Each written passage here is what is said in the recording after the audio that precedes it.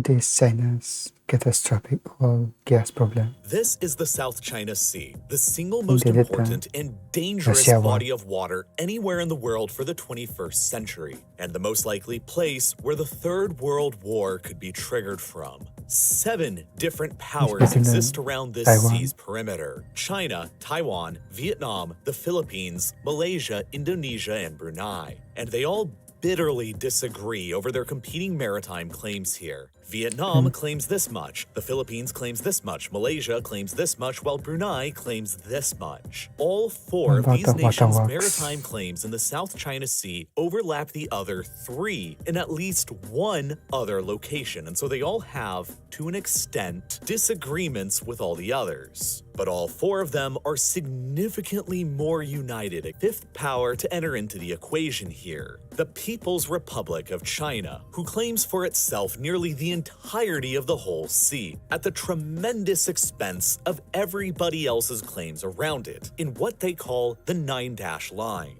Through this claim, China asserts that around 90% of the entire South China Sea are the exclusive territorial waters of China, which not India, only brings it into more direct people. conflict with the overlapping claims of Vietnam, the Philippines, Malaysia, and Brunei, but with the United States as well. Beijing's claim to most of the sea as territorial waters means that they also believe they have the authority to approve or deny any foreign navy from operating within it whenever they feel like it. To which the United States, owner of the world's most powerful navy, fiercely disagrees. Washington considers the boundaries here to instead line up roughly with the 1982 United Nations Convention on the Law of the Sea, the international law benchmark generally accepted by most other countries in the world that would ordinarily establish the maritime boundaries in the South China Sea to look more like this, with 12-mile territorial water stretching out from everybody's coastlines, and 200 nautical mile exclusive economic zones stretching beyond that through the open ocean that anyone's navy can sail through without any permission at any time.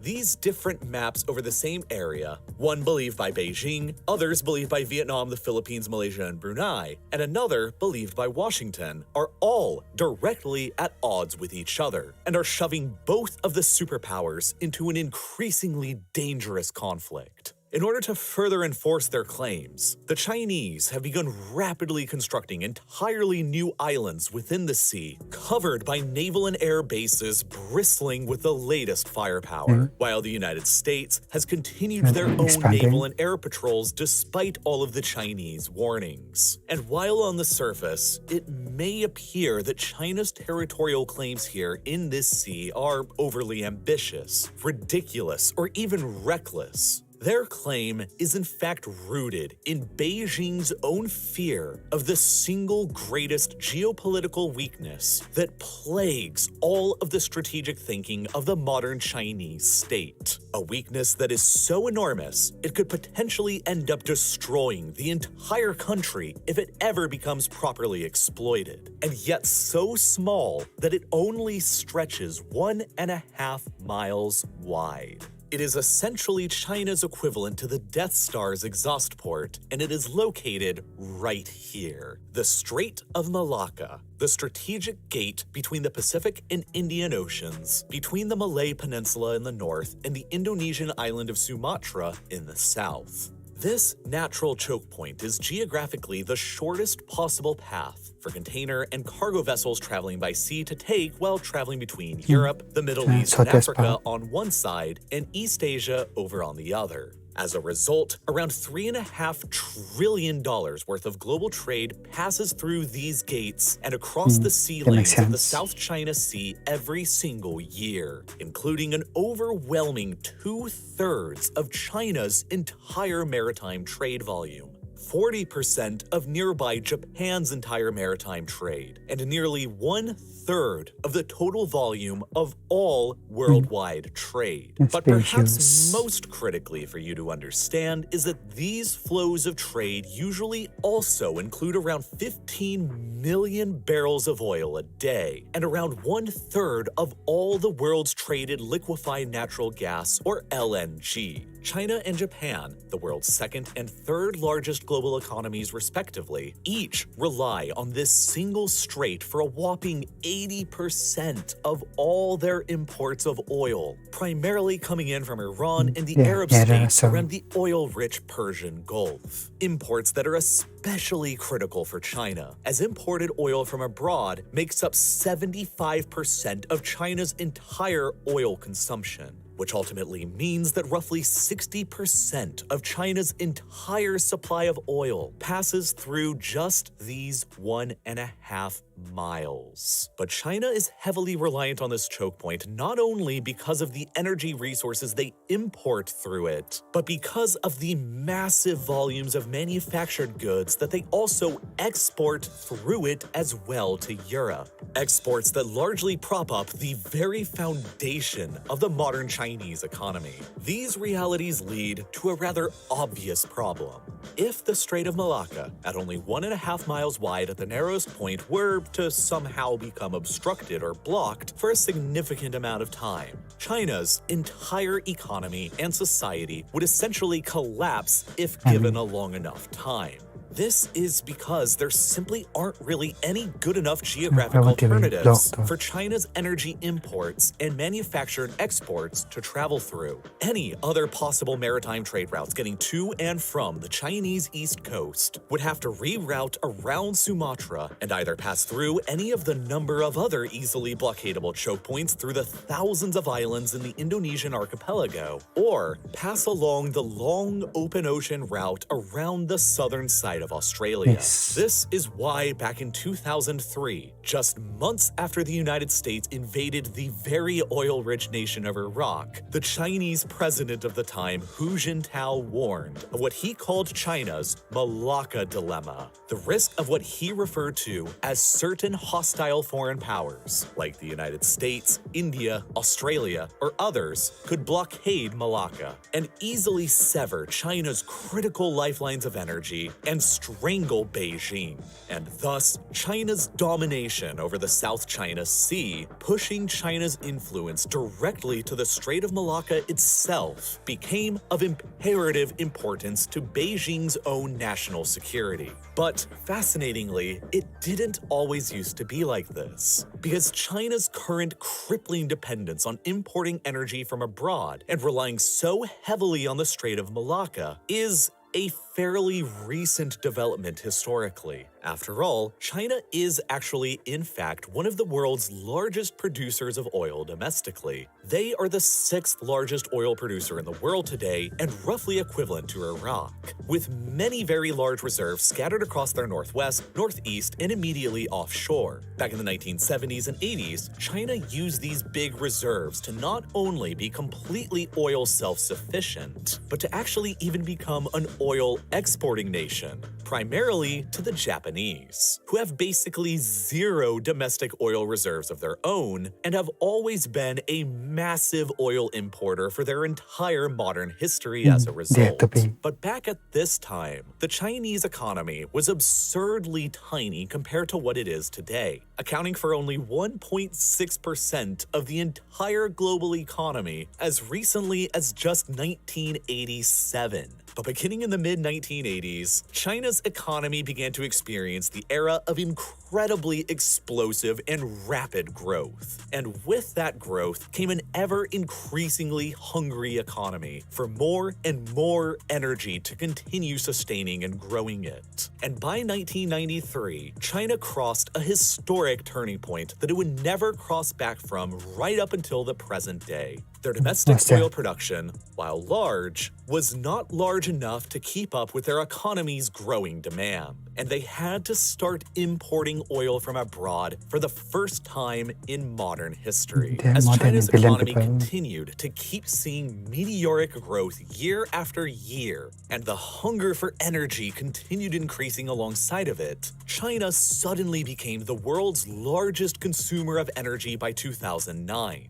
the second largest importer of petroleum behind the United States in 2011, and then even surpassed the US to become the new #1 largest importer of petroleum by 2016, and then overtook Japan to become the world's largest importer of LNG just last year in 2021. Now, these days, despite having the world's 6th largest amount of oil reserves, domestic oil production only meets the demand for 20% of China's 1.4 billion person economy. And that means that China imports around 80% of all of its oil, the vast majority of its natural gas, and consumes about 25% of all the energy used by humanity. But unlike the countries who make up the West, China's mixture of energy use is rather different because the vast majority of China's energy consumption continues to be overwhelmingly based on coal. And for very logical reasons from China's own national security perspective, because comparatively to oil or gas, China actually possesses enormous amounts of coal, roughly 13% of all the coal in the world, in fact. Coal is therefore, in general, a reliable and stable source of energy that China can tap into directly without the need for relying on geopolitically complicated imports. And so, coal represents around 60% of all the energy that China currently consumes. Oil ranks second at just 20%, natural gas in a distant third at just 6%, while alternatives like nuclear and renewables make up the remaining combined 14%. This essentially means that, with 80% of oil imported and nearly all natural gas imported, China must rely on imports to meet more than 1/5 of their entire energy consumption.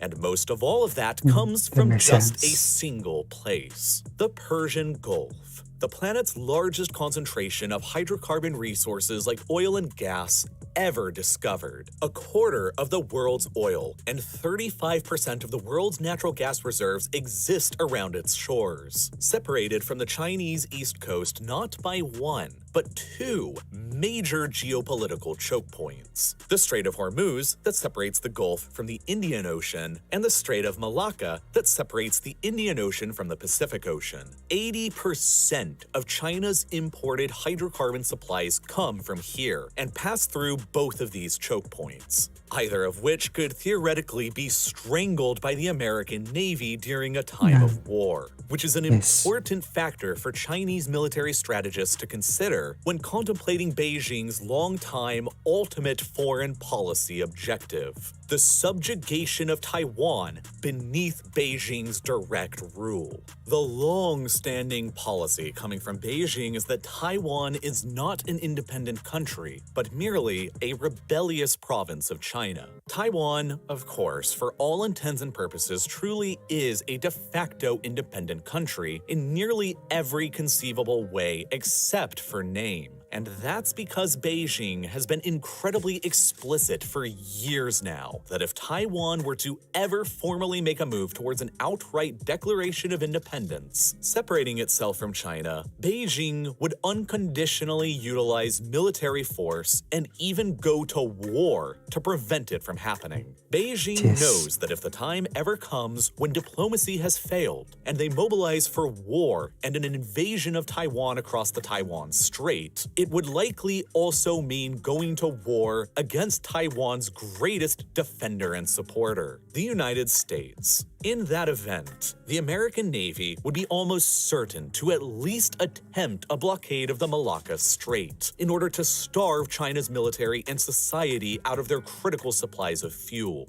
Militaries run on oil, and under this scenario, with 80% of China's oil imports suddenly blockaded, the clock would begin to tick for Beijing. China controls one of the largest strategic reserves of petroleum on the planet, but even that has only enough when at full capacity to, based on estimates, last their entire normal consumption rate for only around 90 days. If they haven't achieved their objectives in Taiwan, and the Americans are still keeping up the blockade of Malacca after those 90 days or so are up, then the Chinese will begin being forced to dramatically ration their fuel supplies and massively divert civilian resources over to the war effort. This ultimately means that on day one of a blockade of Malacca situation, Beijing gets left with really only two options. Give in to the American demands for peace immediately and withdraw from their invasion in exchange for opening back up their supply lines, or dramatically expand the scope of the war and attack the American Navy directly in an attempt to break the blockade.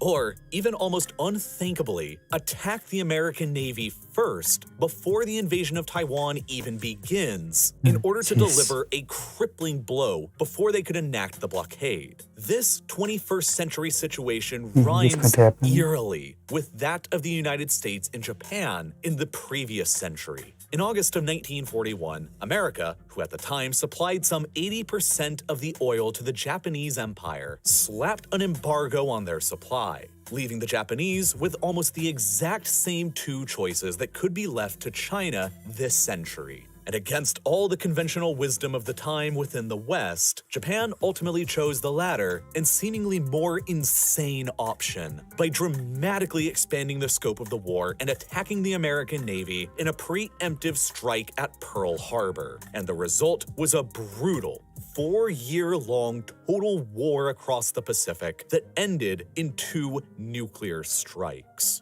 Today, it's a chilling thought to consider how a similar and logical series of events could end up playing out again in the Pacific. And in the 21st century, the United States is far from alone in their opposition to Beijing. There is also the Quadrilateral Security Dialogue, or the Quad for short, the sort of security alliance between the United States, Japan, India, and Australia that Beijing derides as the Asian version of NATO. And then there is also the AUKUS, the Trilateral Security Pact between Australia, the United Kingdom, and the United States, for mutual defense policy in the Indo-Pacific that is helping Australia acquire crucially important nuclear-powered submarines. Were China to attack Taiwan or the American Navy and enter into war with the United States, it would also most likely mean a greater conflict with the other Quad and AUKUS members of Japan, India, Australia, and the United Kingdom as well, who all share a mutual interest in containing Beijing and who all combined have a significantly more powerful and capable group of navies that could likely overwhelm China's in the Indo-Pacific and undermine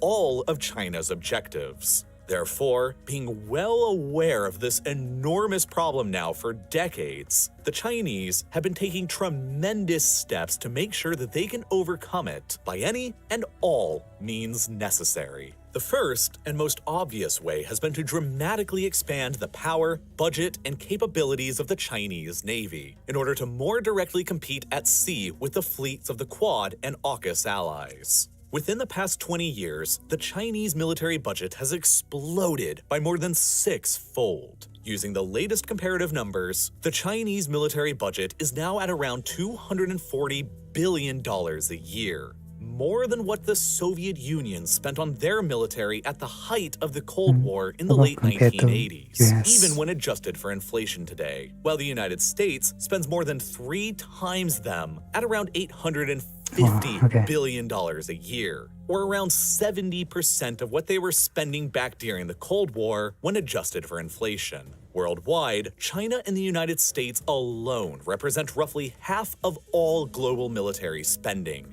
and China is continuously narrowing this gap. By the end of this year, the Chinese Navy is expected to possess 4 aircraft carriers, and they plan to have 5 by next year, compared to America's 20. This naval arms race between the reigning great power, the United States, and the rising one, China, contains another eerily haunting historical rhyme. The naval arms race of the early 20th century for battleships between the reigning great power, Britain, and the rising one, Germany. Germany's economy finally overtook Britain's in 1910, after decades of continuously rising and catching up, and then 4 years later saw the outbreak of the First World War between them. At the same time, the Chinese possess the advantage of geographic proximity to the most major theaters of any future potential conflict. America's most significant Indo-Pacific bases are far away from Malacca and the South China Sea, at Diego Garcia, Guam, Okinawa, Pearl Harbor, and the United States West Coast. whereas China has been investing aggressively into numerous naval and air bases built out of nothing across the tiny coral atolls within the South China Sea itself, giving their ships and planes proximity to both the Malacca and Taiwan straits. Going back to the beginning of this video again, this is why China seems so aggressive in enforcing their ambitious territorial claims to the South China Sea by building up all of these island bases, to safeguard their access to the Malacca Strait and to ensure that their own critical import and export sea lanes remain open even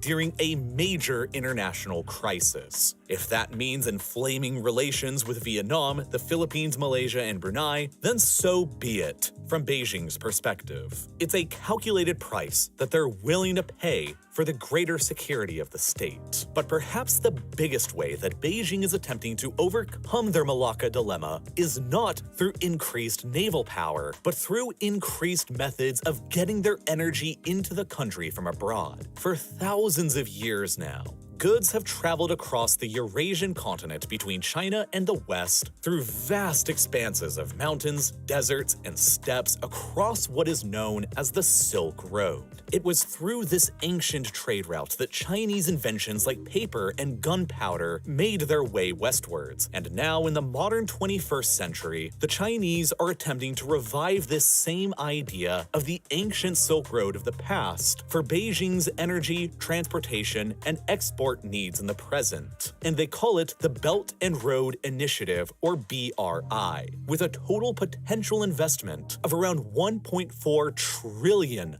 an amount of investment that is more than 7 times larger, even when adjusted for inflation, than America's investment into Europe through the Marshall Plan at the end of the Second World War. By constructing pipelines that transport energy from other countries into China, and railroads and highways that transport manufactured exports out from China to other countries, all traveling over land, Beijing can strategically work towards overcoming their dependency on the Malacca Strait and the risk posed to it by the American Navy. Central Asia, immediately to the west of China, is an area of critical importance to the Chinese today because they have some of the most enormous reserves of natural gas and oil ever discovered around the basin of the Caspian Sea. The first ever oil pipeline over land that flowed into China was built here only in 2009 from Kazakhstan's oil-rich shore on the Caspian.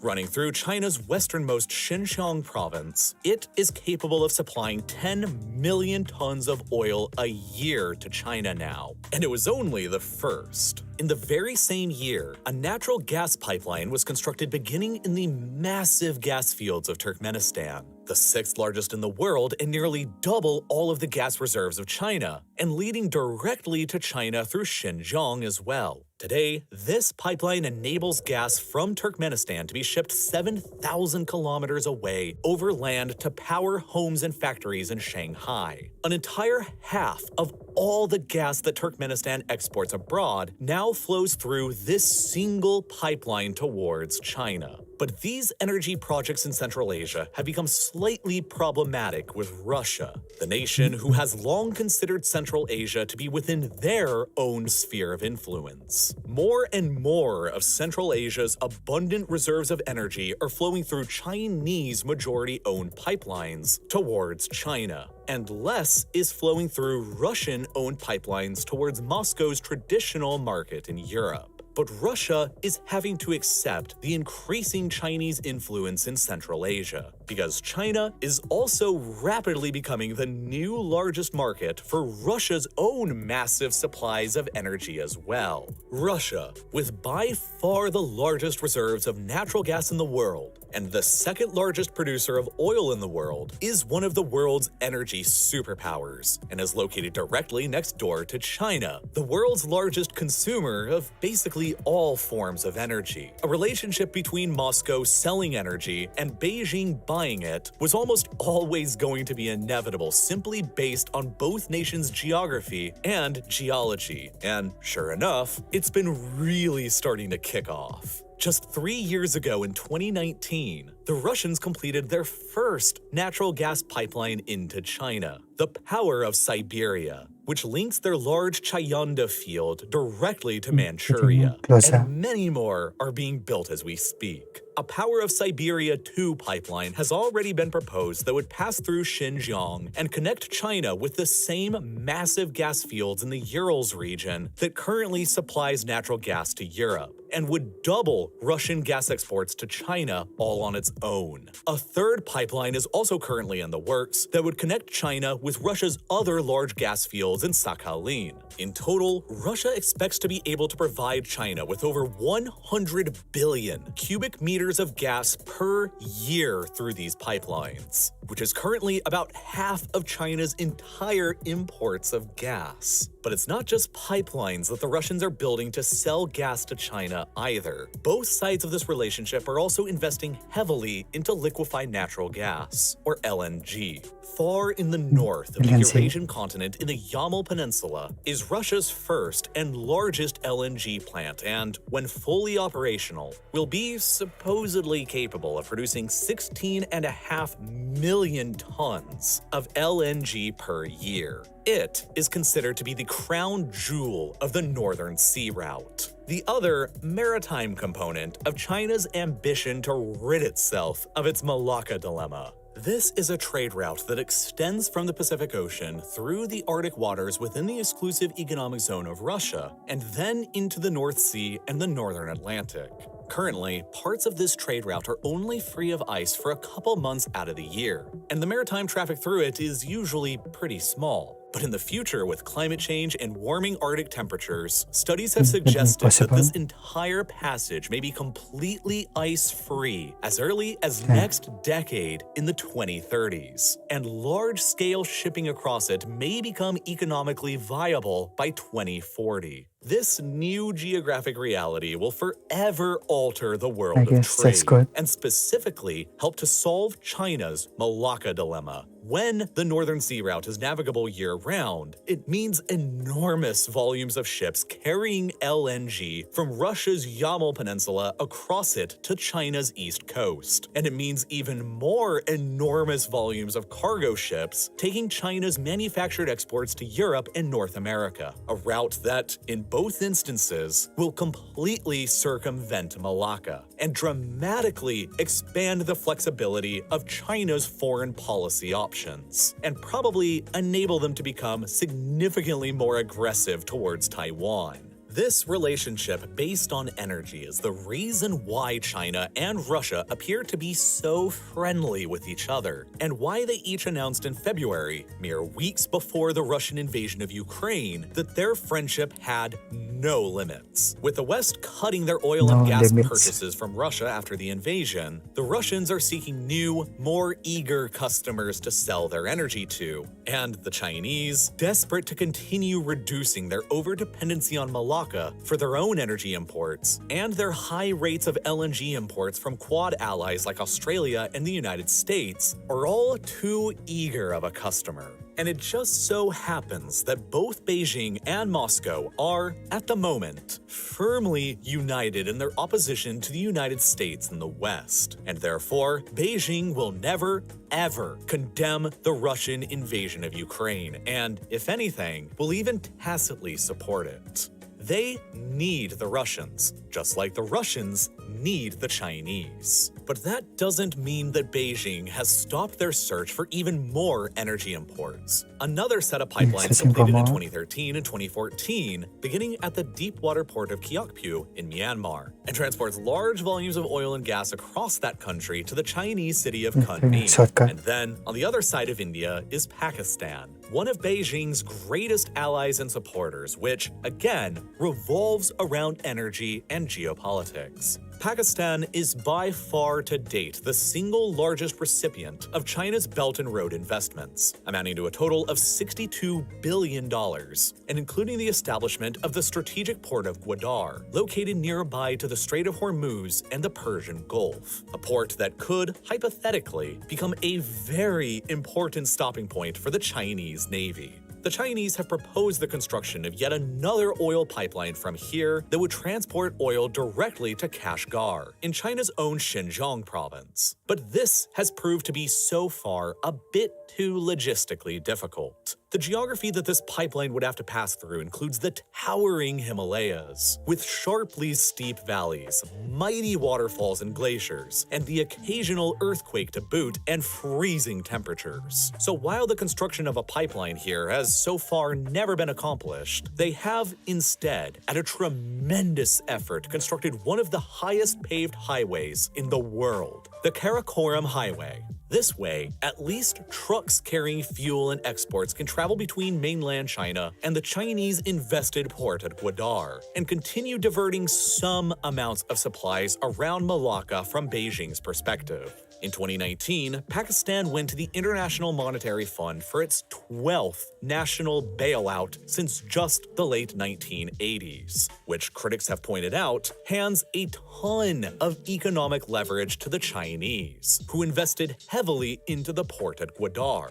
When a nation like Pakistan can no longer make their debt repayments, it means that Chinese entities who lent them the money could, hypothetically, take control of assets. Such a thing already happened in another country nearby to India, Sri Lanka, and specifically the port of Hambantota, for which Beijing provided over $1 billion in loans to construct. In exchange for the cancellation of that debt, the Sri Lankan government granted a state-owned Chinese company a 99-year-long lease to it. Under intense pressure from India, the Sri Lankan government made the Chinese promise to not use Hambantota for military purposes. But 99 years is a very long time for something as simple as a promise. Should similar fates befall Kiokpyu and Gwadar, the Chinese would have 4 ports on the Indian Ocean, when factoring in their official military base on the western edge of it in Djibouti, all located nearby to the world's most strategic maritime choke points at Mandeb between the Red Sea and the Indian Ocean, Hormuz between the Persian Gulf and the Indian Ocean, and the Palk Strait between India and Sri Lanka.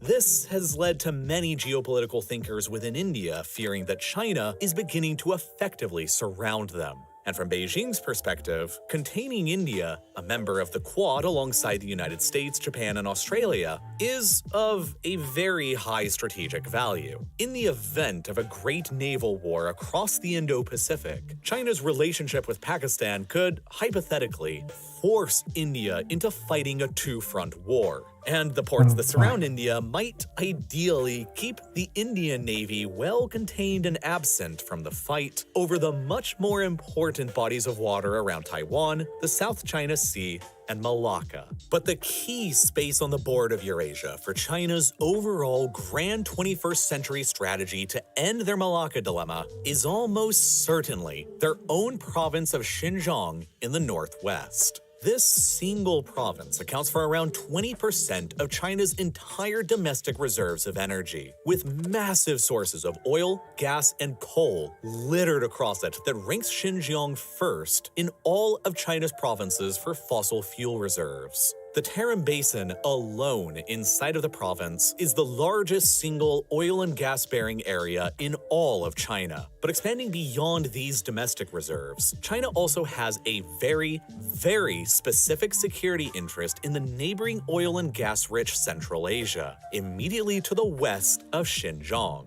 Xinjiang shares the only de facto border that the Chinese have with Pakistan, one of their staunchest allies, which enables the continuous Karakoram highway towards the port of Gwadar near to the Strait of Hormuz. Xinjiang also borders Afghanistan, Tajikistan, and Kyrgyzstan, and as a result, many of the most significant oil and gas pipelines coming into China from Russia, Kazakhstan, and Turkmenistan all have to traverse significant distances over Xinjiang before reaching China's heavily industrialized and populated areas in the east. China needs to control Xinjiang at all costs in order to ensure that they keep these vital routes open that help them maneuver around Malacca, their greatest geostrategic vulnerability. But, of course, Xinjiang is also traditionally the home of the ethnic Uyghurs, and not the Han Chinese, who make up the vast majority of China's overall population. In order to secure Xinjiang within Beijing's orbit and geopolitical strategy forever, the Chinese regime has begun to carry out a genocide of unbelievable proportions against the indigenous Uyghurs who live here. Something that really hasn't been seen anywhere in our world since the Holocaust of the 1940s. This 21st century Holocaust of the millions of Uyghurs living inside of Xinjiang has been methodically carried out by the Chinese regime for the past 5 years now, since 2017, and is still ongoing, with at least a million human beings still locked away within hundreds of concentration camps dotted across the region. China's ongoing genocide of the Uyghurs inside of Xinjiang is perhaps the darkest chapter of 21st century history so far. I didn't know that was happening. Basically, testing video though. Let's not do this Bayesian tactics. Just a northern route will be pretty soon. Ano video